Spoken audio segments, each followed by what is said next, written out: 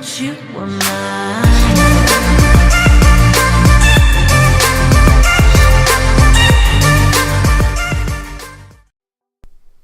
What's going on, guys? Always Win here, and we are back with another video. Now it is Saturday. This might be a double upload. I didn't upload yesterday because we do have a guest over for my dad's birthday, but he is still here. But what's happening is yesterday we were busy, so I didn't make a video, but I made one late yesterday night, and it was on the heel challenge, guys.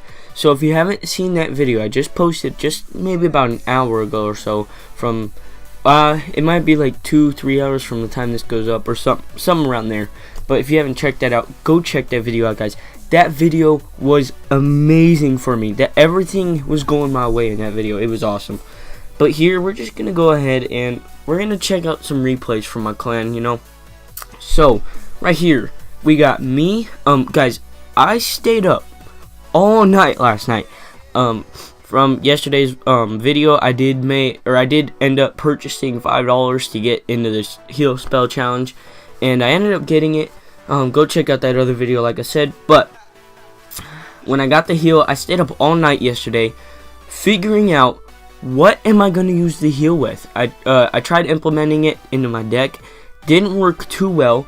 I spent 100 gems last night just trying to figure out the heal and what it's going to do and how much it's going to do at the level I have it, and if it's good or not. And guys, the heal is actually really good. As you can see, we're about to place it right here. But guys, it is super good. So I was staying up all night. I want to get better with the heal because it is a new card, and I do think it's going to become one of the metas soon. So it is a very awesome card. Stayed up all night finding the deck. And, you know, I made this deck from scratch. This is my deck, okay? I made it. So I didn't take anything off the leaderboards and change cards. I strictly made it off of my own, like, brain, okay? So I'm very happy that I could do that. And John, which is Titan in the clan, you guys may have seen some videos I've done with him. He was watching me do it, and we were talking about the heal spell, what it could be good with. And I implemented it into this deck, and I just created this deck from scratch. And you know, as you can see from the replays I'll show later, I'm not going to be showing too many of mine, but in the later videos you'll see from this deck I've actually changed some things in my later on deck. So the heal spell is very good. I have officially found a really good deck that works with the heal spell. And you know, when I get my heal spell level 7, this deck right here, guys, is going to become my ladder deck, okay? I'm going to try to get away from that other deck I used, the hog with the knight deck, and I'm going to try to get used to this deck. As you can see, that was actually a pretty good heal by me. I kept that lumberjack alive long enough to take out that mortar. And look at that, guys. He went to go rocket my hog rider and electro wizard, but he did end up missing both of them. So that is awesome for us in this battle. Once he did that, I knew it was over, and he hasn't touched my towers at all. Besides, I think it was an arrow. So from the beginning of this battle, I was like, okay, it's over. So I go ahead, heal the lumberjack just to keep him alive, give him a little bit more health. And right here, this lumberjack's gonna die. I send in hog rider, guys. So basically, what you want to do with this deck is you just want to send lumberjack. You kind of want to play it cool and chill, and you just want to keep your elixir to help defend. And then when you send the lumberjack in front of like a card, any card you have in this deck, and then it dies, and you send hog rider right after, they're not prepared for it, and then that hog rider in the rage is just gonna crush the tower.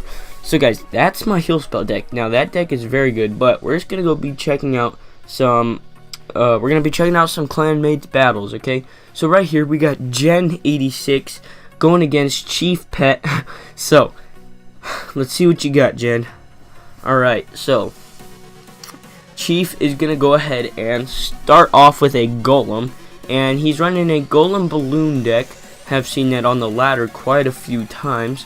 Jen's going to go ahead and start up a Valkyrie in the back, and then that Valkyrie is going to stay on her side, which is pretty lucky. Right here, I actually wouldn't have done that move. I would have played the minion horde instead, because you never know what that bomber would have done. But looks like she's defending pretty nicely here. I mean, yes, she's going to lose the tower, but check out that. Oh, guys, look at that counter push right there. Now, yes, the wizard's going to shut it all down, but that tower's going down whether he places a wizard or not. So there goes that tower. She's going to rush the other side with a hog rider while that wizard's busy on all that extra stuff. And look at that. There, she's going to get... she got pretty good damage done on that king tower, but she's going to take that left tower down more than half health, guys. That's good for her. She's in a good position now. Yes, that golem... Okay, that's a very good golem placement, but unfortunately, Jen did have the Valkyrie in hand to counter that. So, right here, she's going to go ahead and shut down that golem. So that golem's not going to get too much damage off, which is good, and this sets her up for a perfect counter push. Now that wizard, that's a debatable wizard right there. I wouldn't have done it myself. I would have sent it with the Valkyrie and the Musketeer, but looks like she's going to do alright. Going to kill that bomber. I would have played Minion Horde there again because this person doesn't have anything to counter the Minion Horde besides the wizard, but the wizard wasn't up yet. So, Minion Horde is going to shut down this balloon when he sends it again. So, Hog Rider's going to go right in the center, going to tank for that Executioner, and there goes that tower. Now, there goes the 3 crown, I think. Yep. Oh no, that's a close one. Yeah, so that's the 3 crown. Good job to Jen. She pulled it through. The guy, she wrote in her description, she said, this guy thought he was gonna win from the start, but nope. So that's awesome. And we're gonna go ahead and watch this, guys. I was watching this live and I was like, dude, share the replay. I'm gonna make a video on this. So guys, the Taiga, he is Italian. He doesn't speak English, so I mean it's kind of hard talking with him. But he did understand the part where I said share the replay, which is awesome. So I get to show you guys his replay on this battle, and this battle was very awesome, guys. It was so cool to watch. So the Taiga right here, just gonna keep it steady. He's gonna go ahead. He actually uses a lot of elixir to counter this balloon. Musketeer would have worked just fine. The balloon wouldn't have gotten a hit off. But look at that. The Musketeer was just like half a tile out of range, so that was good for him. And that Musketeer is going to go on to shoot that furnace. So Musketeer's not going to do too much more after that. He's going to go ahead and play Elite Barbs here to kill that wizard, and he's going to play Ice Spirit. That was a pretty good Ice Spirit because it's going to freeze 2 of them and allow these barbarians to get some hits off. Now he's going to go ahead and play Fire Spirits to counter those minions. And right now he's actually in the lead. So there goes that log. Goblins almost get a hit off, but they're not quite there to do it. So now the resetting, there are okay, so the guy on top has like maybe a quarter of elixir lead on him, so nothing too much and nothing too exciting. So they're about the same elixir right now. It's just who's gonna play now, who's gonna play first, who's gonna counter what. So right here is gonna go ahead and place Furnace and a baby dragon, and the Taiga's just gonna go ahead and reset. Now the Taiga does have more elixir, a big elixir lead here actually, and that Furnace is pretty much going to waste. Now here comes his balloon, but he's gonna play Inferno to counter it. Ice Spirit is gonna make sure that balloon doesn't really hit the Inferno tower, so it stays alive longer. Musketeer is gonna rush in on that side. He's gonna support her with Fire Spirits, maybe. No. So here's where the he's gonna log that, okay, and he will go ahead and zap this Goblin Barrel right here, which is only gonna let them get off 2 hits. So now he's still in the lead by about 300. He's gonna go ahead and send in the Elite Barbarians with the Fire Spirits and an Ice Spirit, and that's gonna shut everything down right there. Check that out. That one Elite Barbarian is gonna get 2 hits off, and that takes his tower down almost like 600 damage right there. So that was very good. Now he doesn't have a building to place to go ahead and distract that hog, so that hog's gonna get 2 hits as well, and the Taiga's looking very, very good here. Now Musketeer is gonna go defensive, and he's not gonna, I don't think he's gonna worry too much about that left side. Yeah, so he's just gonna, okay, yeah, he will place an Ice Spirit, which is not gonna do too much, but it is gonna help. Now that Musketeer is gonna shoot that down, and he will go ahead and zap that Minion Horde for the Hog Rider to get a hit off, and Musketeer is gonna finish that off. Now here comes the log for that gun barrel.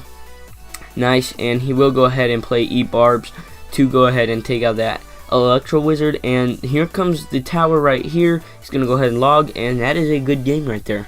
So very good, the Taiga. He actually, I was watching a few plays after, and he does have some pretty good card placements, so thinking he's gonna be able to get up soon. So Now right here, we're gonna go ahead and watch this one by Jason. Guys, this battle is insanely close. It's pretty close. So we're gonna go ahead, restart battle, and he's gonna go ahead and just wait, see what a smile goes ahead and plays first. Now he's gonna go ahead and send Goblin Gang in the back, and then he will go ahead and support that.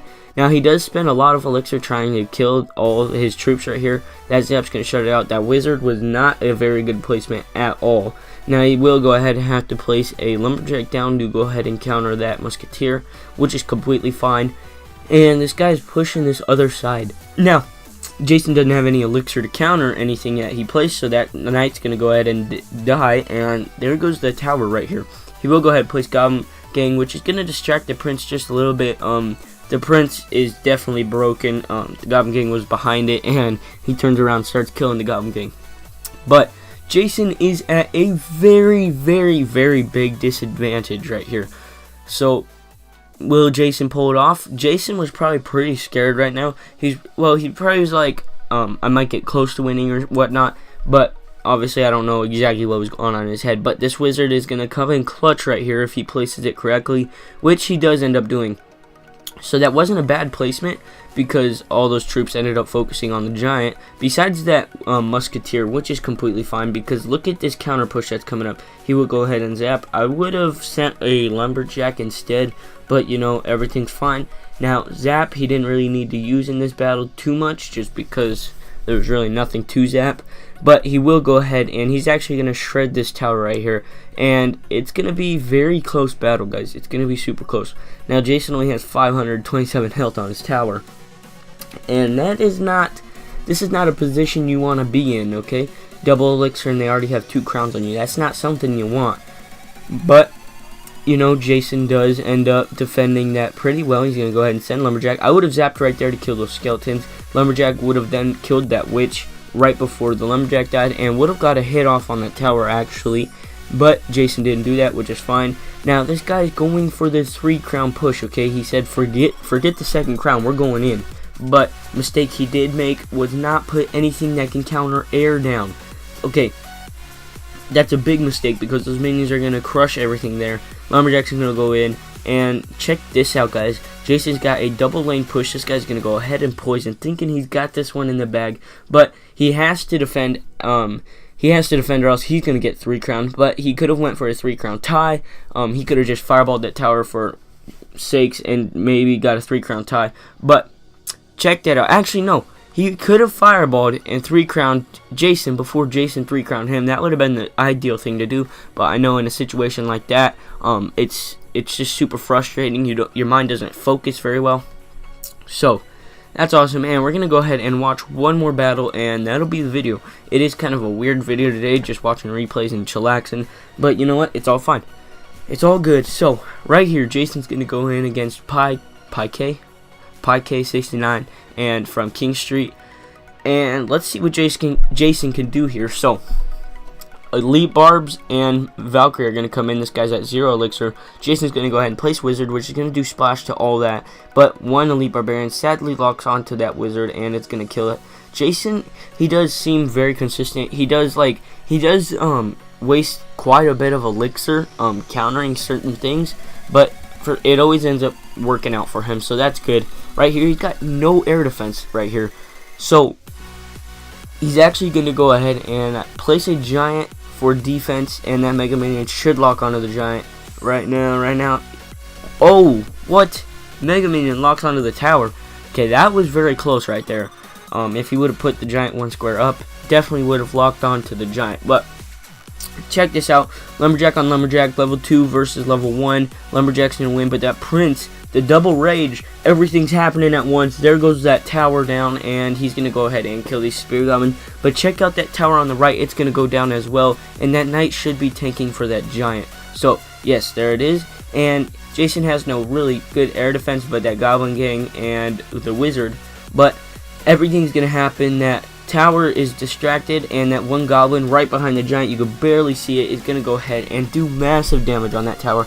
Now here we go, everything's resetting. Jason's at a 1 elixir lead, so that's always good. He's going to go ahead and place a Wizard. but now Jason has a counter push coming. So right here, I do think he's either going to play Giant or E-Barbs. One of the two. Yes, so he's going to go ahead and place Giant. And right here, guys, this is close. This is a tough situation to be in because minions just aren't the job for killing it. But good thing he still had very good health left on his King's Tower. And check this out, guys.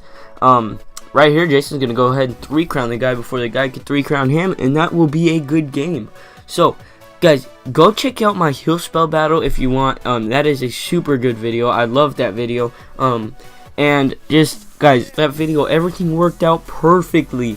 And we did unlock the heal spell. As you can see, this deck is crushing it right now. And this is the deck I made of scratch, and it works really well. Got nothing in the shop today. 2 commons and an epic, nothing good. But guys, go ahead, check that video out, and also please like, subscribe, and share the video. Let's get to 75 subscribers, and I will be making a clan for you guys, and we're all just gonna hang out and stuff like that. So thank you guys so much for watching, and see you later.